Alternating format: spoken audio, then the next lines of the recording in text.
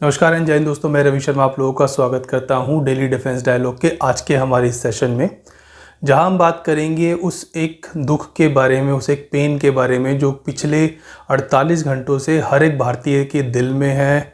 क्या social media, क्या news channels, क्या गली मोहल्ले, क्या फ्रेंड सर्कल्स, हर तरफ एक ही बात है कि भारत ऑस्ट्रेलिया से वर्ल्ड कप फाइनल कैसे हार गया। वैसे तो ये हमारा टॉपिक नहीं है, हमारे चैनल का जो सब्जेक्ट है जहां हम डिफेंस से रिलेटेड टॉपिक्स को डिस्कस करते हैं, बट कहीं ना कहीं ये एक ऐसा टॉपिक है जो कि देश से जुड़ा हुआ है और भारत का लगभग हर एक जो आम नागरिक है वो इससे जुड़ा हुआ है। और मुझे लगता है कि इस प्रॉब्लम का जो सोल्यूशन है वो कहीं ना कहीं हमारी आर्म्ड फोर्सेस, हमारी फ़ौज दे सकती है। पर पहले डिस्कस करते हैं कि एक्चुअली प्रॉब्लम कहाँ है। क्या इंडियन टीम खराब खेली?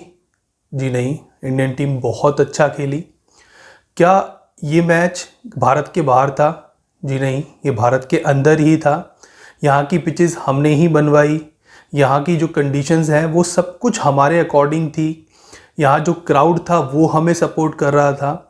तो कह सकते हैं हर तरफ से भारतीय टीम के समर्थन में यह सारी चीज़ें थी, उसके अकॉर्डिंगली सारी परिस्थितियाँ थी, पर फिर भी हम फाइनल में हार गए।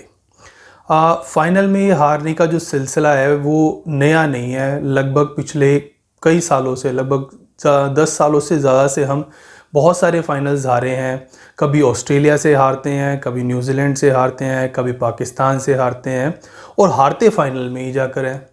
तो ऐसा क्या हो जाता है फाइनल के अंदर हम लोगों को कि हम ऑस्ट्रेलिया से या किसी भी टीम से एक तरह से प्रेशर वहाँ पर ले लेते हैं और इस प्रेशर की वजह से हम उस दिन उतना अच्छा परफॉर्म नहीं कर पाते जितना हम नॉर्मल डेज में करते हैं। आपने ऑस्ट्रेलिया को देखा होगा, टूर्नामेंट के शुरुआत में वो बहुत धीरे धीरे, उनकी हालत बहुत पतली थी। अफगानिस्तान ने उनको लगभग लपेट दिया था उस मैच में, जहां पर वो 97 रन पर 7 विकेट्स थे। बट ऑस्ट्रेलिया में और ऑस्ट्रेलिया के जितने भी खिलाड़ी हैं, मैं यहाँ पर सिर्फ क्रिकेट की बात नहीं कर रहा हूँ, वहाँ के जो बाकी स्पोर्ट्स में भी जो खिलाड़ी हैं वहाँ पर ऑस्ट्रेलियन माइंडसेट बहुत डिफरेंट है। आपने देखा होगा कि जितने भी स्पोर्ट्स ऑस्ट्रेलिया खेलता है, उन स्पोर्ट्स में जब ऑस्ट्रेलिया फाइनल्स में जाता है तो वहाँ पर ऑस्ट्रेलियन जो प्लेयर्स हैं उनका माइंडसेट बिल्कुल डिफरेंट हो जाता है। वो उसको एक वॉर की तरह लड़ते हैं।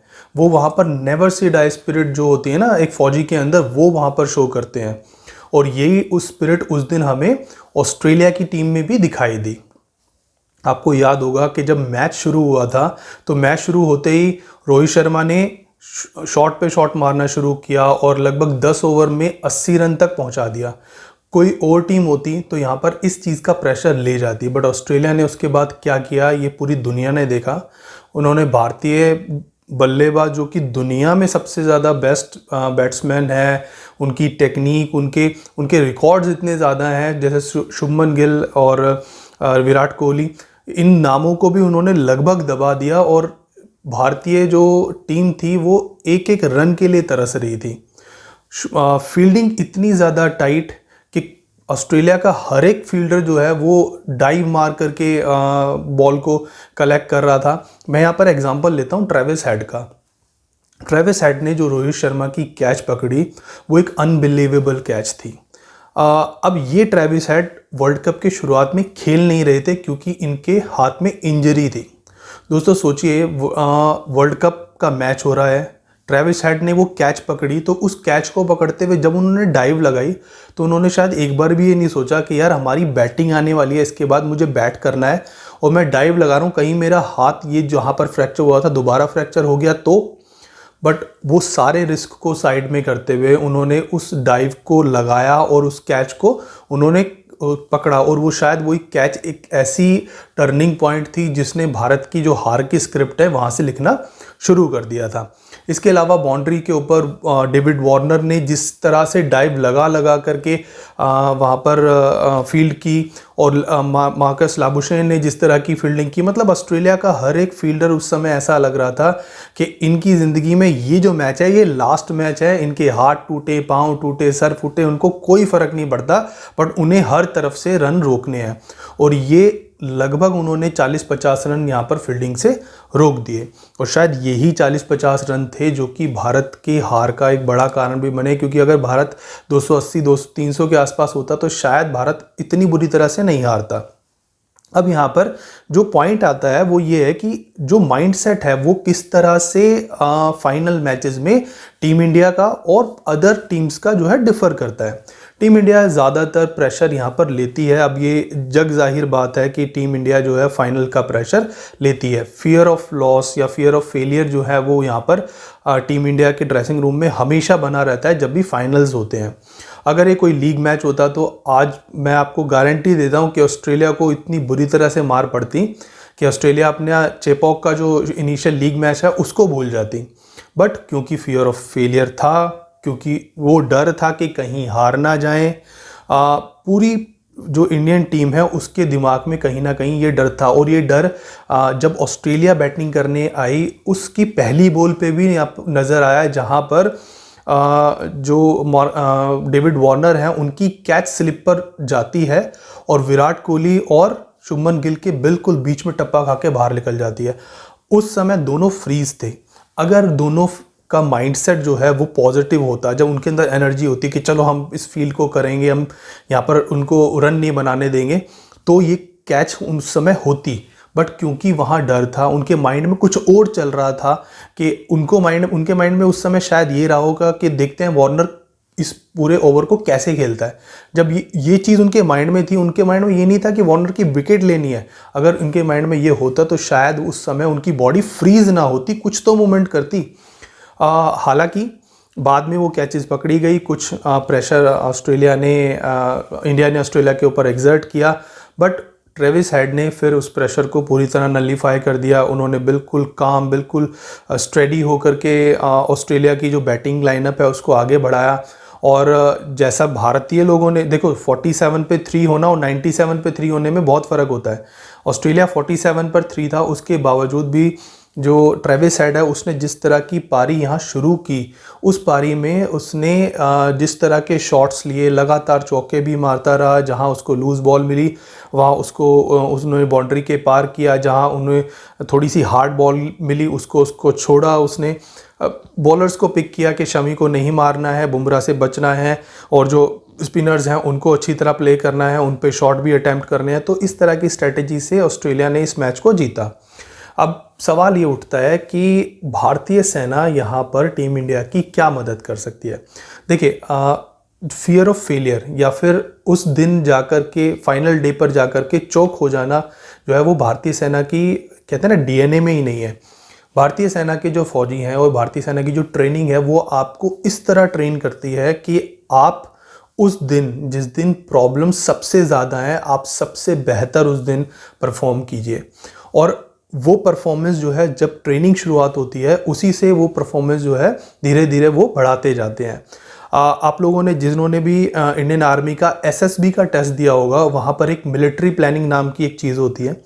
मिलिट्री प्लानिंग में कैंडिडेट को इस क्राइटेरिया पे असेस किया जाता है कि जो कैंडिडेट है वो डिफ़िकल्ट सिचुएशन में किस तरह बिहेव करता है। वहाँ पर बहुत सारी प्रॉब्लम दी जाती हैं कि इस जगह पे आग लग गई, इस जगह पे एक्सीडेंट हो गया, इस जगह पर जो है एक डकैत आ गए, इस जगह पर पुलिस स्टेशन को लूट लिया गया। अब आप बताइए इन चारों प्रॉब्लम्स को इस गिवन टाइम के अंदर कैसे आप एड्रेस करेंगे और कैसे आप प्लानिंग बनाएंगे। तो मिलिट्री प्लानिंग का जो मेन पर्पस होता है वो यही होता है कि डिफ़िकल्ट सिचुएशन में आपका माइंड किस तरह काम करता है, और ये एक one of the officer like quality है। अगर भारतीय टीम का, यानी कि इंडियन क्रिकेट टीम के मेंबर्स भी इसी तरह ट्रेन किए जाएं, जहां पर वो मुश्किल सिचुएशन में ये सोचने की बजाय कि यार ये प्रॉब्लम्स आ गई, अब क्या करें, रन पड़ रहे हैं, पार्टनरशिप हो गई है, हमारा स्कोर कम है, पिच हमारे अकॉर्डिंग नहीं है, अब हम क्या करें, हम उस चीज़ का टेंशन ले या फिर हम अपने प्लान को एग्जीक्यूट करें। तो इस चीज़ की ट्रेनिंग भारतीय सेना बहुत अच्छी तरह देती है। महेंद्र सिंह धोनी के अंदर ये क्वालिटी इनबिल्ट थी। वो डिफ़िकल्ट सिचुएशन में भी हथियार नहीं डालता था, उसके अंदर एक नेवर से डाई स्पिरिट हमेशा से थी। चाहे हम आज के आईपीएल के मैचेस में भी देख लीजिए, जहाँ पर वो लास्ट बॉल पे, लास्ट आईपीएल में जब 2 बॉल्स बची थी और 10 रन चाहिए थे, और रविंद्र जडेजा क्रीज पे था, उस समय धोनी की बॉडी लैंग्वेज को भी आप देख सकते थे कि वो बहुत कूल, बहुत काम था। उसको हमेशा से इस चीज़ का पता था कि किस समय क्या होने वाला है। तो इस तरह की ट्रेनिंग भारतीय सेना हमारे इंडियन क्रिकेट टीम के प्लेयर्स को भी दे सकती है। ऐसा एक बूट कैंप 2007 में लगा था, if I am not wrong. तो वहाँ पर टीम इंडिया को काफ़ी जो है इससे हेल्प भी मिली थी।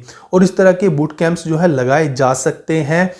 मेरी बीसीसीआई को अनुरोध है कि भारतीय सेना के इस क्वालिटी का, इस चीज़ का आप फ़ायदा उठाने की कोशिश कीजिए, क्योंकि भारतीय सेना की जो ट्रेनिंग है ना, वो इंसान को बदल करके रख देती है। क्योंकि आपने बहुत सारे लोगों से सुना होगा जो इंडियन आर्मी ज्वाइन करते हैं, तो वो बोलते हैं कि हम ज्वाइन करने से पहले और ज्वाइन करने के बाद हमारे अंदर ज़मीन आसमान का फ़र्क आ गया है, हम एक डिफरेंट इंसान बन के निकले हैं। वो डिफरेंट इंसान कैसे बन जाता है? क्योंकि फ़ौज में फोकस करना, डिफ़िकल्ट सिचुएशन में डिसीज़न लेना और उन डिसीजंस का जो प्लान उन्होंने बनाया है, चाहे वो प्लान ए है, बी है, सी है, वो सारे प्लान्स को एग्जीक्यूट करने पे फोकस रहता है। आर्मी में हमेशा जो टाइम मैनेजमेंट है उसके ऊपर भी बहुत ज़्यादा फोकस किया जाता है कि भाई आपने किस टाइम पे क्या चीज़ कैसे करनी है। क्योंकि जब आर्मी की ट्रेनिंग में सुबह जब शुरू होती है तो ड्रिल से शुरू होती है, और रात जब ख़त्म होती है तो वो पूरा का पूरा जो टाइम है ना, वहाँ पर एक एक मिनट वहाँ पर शेड्यूल के अंदर बाकायदा लिखा जाता है कि इस मिनट में आप ये करोगे, इस मिनट में ये करोगे, इस मिनट में ये करोगे। तो उसकी वजह से जो माइंड है ना, वो भी पूरी तरह ब्लैंक हो जाता है, और माइंड में सिर्फ एक चीज़ रहती है, वो है आपका लक्ष्य, आपका टारगेट। तो इस तरह की जो टारगेटेड अप्रोच है ना, वो इंडियन आर्मी बहुत बढ़िया तरीके से हमारी टीम को सिखा सकती है। मैं ये नहीं कह रहा कि 6-6 महीने की ट्रेनिंग इनकी कराई है, बट कुछ 1 हफ्ते 2 हफ्ते बड़े मैचेस से पहले, बड़े इवेंट से पहले, कुछ एक जो की प्लेयर्स हैं, जैसे कि कैप्टन हो गया, वाइस कैप्टन हो गया, मेन बॉलर्स हो गए, मैं तो कहता हूँ 11 के 11 की आप जो टीम डिसाइड की करें, जैसे वर्ल्ड कप में भेजने से पहले आप डिसाइड करें कि भाई ये टीम वर्ल्ड कप में जाएगी, तो आप उस टीम के मेंबर्स को आर्मी के बूट कैंप्स में भेजिए। वहाँ पर उनको सिखाइए कि कैसे जो है डिफ़िकल्ट सिचुएशन को डील किया जाता है, कैसे मुश्किल सिचुएशन में प्लानिंग की जाती है, और कैसे उस प्लान को एग्जैक्टली एग्जीक्यूट किया जाता है। देखिए, हमारे टीम के जो मेंबर्स हैं ना, वो उनके अंदर स्किल्स तो है, बस ये माइंडसेट की एक प्रॉब्लम है, जो कि मुझे लगता है इंडियन आर्मी इसको सॉल्व कर सकती है। बाकी बीसीसीआई के ऊपर है, और ये दुख तो खैर अभी हमारे साथ रहेगा ही, बट चाहते हैं कि ये दुख आने वाले समय में और ना मिले। चाहते हैं कि टीम इंडिया जीते। 100 करोड़ का देश है, 11 प्लेयर्स उसमें से निकलते हैं। ऑस्ट्रेलिया इतना छोटा सा देश है, न्यूजीलैंड इतना छोटा सा देश है, बट वहाँ से भी जो लोग निकल के हमें जब हरा के जाते हैं ना, तो ये दिल को बहुत चोट देती है ये चीज़ें। प्रेशर हमेशा रहेगा। आप कहें कि जैसे कि महेंद्र सिंह धोनी ने अभी एक कैंपेन चलाया था कि भाई बात मत करो, भाई ठीक है माही जी, बात नहीं करेंगे इस बारे में, बट आप किस किस को बात करने से रोकोगे? क्या टीवीज़ में इस बारे में बात नहीं होगी कि हम सेमीफाइनल से फाइनल पहुंच गए और अभी हम बात ना करें? या सोशल मीडिया के जो इन्फ्लुएंसर्स हैं उनको आप रोक लोगे? तो बात तो होगी। 100 करोड़ जो लोग हैं वो इस टीम को, इन लोगों को प्यार करते हैं, तो बात तो हमेशा होगी। ऑस्ट्रेलिया में बात नहीं होती, ये मैं जानता हूँ। ऑस्ट्रेलिया एक छोटा सा देश है, वहाँ पर इतना प्रेशर वो लोग नहीं लेते। हारे तो हारे, जीते तो जीते हैं। बट हमारे पीएम, हमारे जो गृह मंत्री हैं, वो वहाँ पर मौजूद थे। पूरा बॉलीवुड मौजूद था, मैं तो कहता हूँ बल्कि पूरा देश उस समय वहाँ पर था। और इसी वजह से हमारे जो दिल है ना, वो बहुत ज़्यादा दुखे हैं, क्योंकि ये एक टीम की हार नहीं, ये एक देश की हार है। और क्रिकेट से तो लगभग हमारा मतलब पूरे देश का बच्चा बच्चा इतना प्यार करता है उसको, और इंस्पायर करता है क्रिकेट जो है हमारे पूरे यूथ को। तो मुझे लगता है कि अब टीम इंडिया को ना जीतने के लिए फोकस करना चाहिए। आप सिर्फ फाइनल की तैयारी कीजिए, सेमीफाइनल तक तो आप पहुंच ही जाएंगे, क्योंकि इतनी क्वालिटी आपके अंदर है कि आप सेमीफाइनल्स तक पहुंच जाएं। दोस्तों, छोटा सा ये डिस्कशन थोड़ा सा लंबा हो गया, बट बीसीसीआई प्लीज़ इस तरफ ध्यान ज़रूर दीजिएगा। अब इस टॉपिक को हम यहीं एंड करते हैं, और नेक्स्ट वीडियो में मिलेंगे, जहां हम डिफेंस से रिलेटेड कुछ इंपॉर्टेंट टॉपिक्स को दोबारा डिस्कस करेंगे। और हाँ दोस्तों, हमारे चैनल को सब्सक्राइब कीजिए, कमेंट कीजिए, अच्छे बुरे जो आपके कमेंट्स हैं, जो आपके व्यूज़ हैं, आप हमसे शेयर ज़रूर कीजिएगा, क्योंकि हमारा ये जो चैनल है ना वो डायलॉग पर है। और डायलॉग तब होता है जब दोनों तरफ से बातें हों। मैं ही बोलता रहूं तो ये भाषण होगा, ये स्पीच होगी, बट जब आप भी बोलेंगे तो ये डायलॉग बनेगा। तो हमारे इस डिफेंस डायलॉग को कंप्लीट करने में आपका भी महत्वपूर्ण योगदान होना चाहिए। तब तक के लिए धन्यवाद।